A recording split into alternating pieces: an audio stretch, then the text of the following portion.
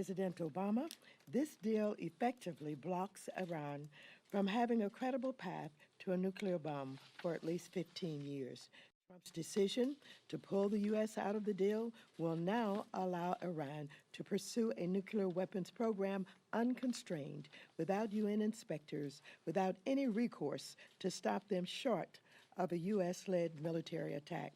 With respect to this president's decision to renew and expand U.S. sanctions, I would note that sanctions by themselves are not a strategy. Moreover, even the harshest international sanctions did not prevent Iran from continuing to pursue a nuclear capability. At the height of these sanctions, Iran's nuclear program grew from 500 to 20,000 nuclear centrifuges, and their efforts to build a heavy water plutonium reactor was nearly complete.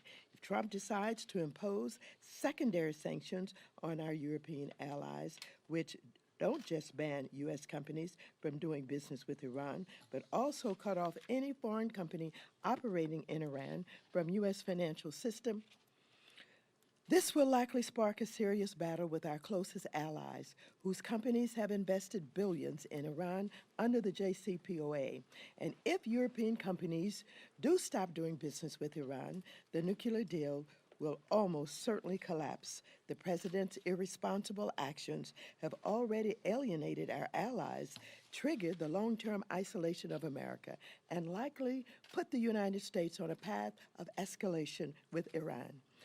And there's an obvious link here to Trump's so-called diplomacy with North Korea.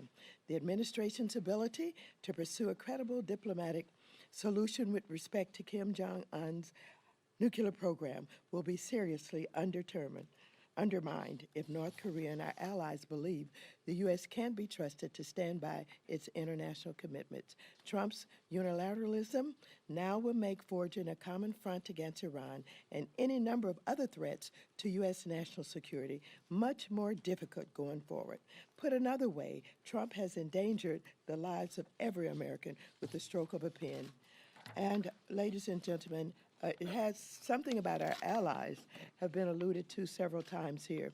Let me just share with you that President Emmanuel Macron, President Angela Merkel, and Prime Minister Theresa May issued the following joint statement on the U.S. withdrawal from the Iran nuclear deal.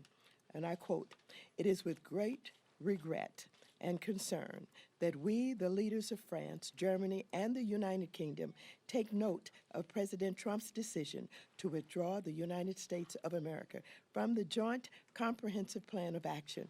Together, we emphasize our continuing commitment to the JCPOA. This agreement remains important for our shared security. Further, we urge the U.S. to ensure that the structures of the JCPOA can remain intact and to avoid taking action which obstructs its full implementation by all other parties to the deal. After engaging with the U.S. administration in a thorough manner over the past months, we call on the U.S. to do everything possible to preserve the gains for nuclear nonproliferation brought about by the JCPOA. By allowing for a continued enforcement of its main elements." And with that, I will turn the mic over to Representative.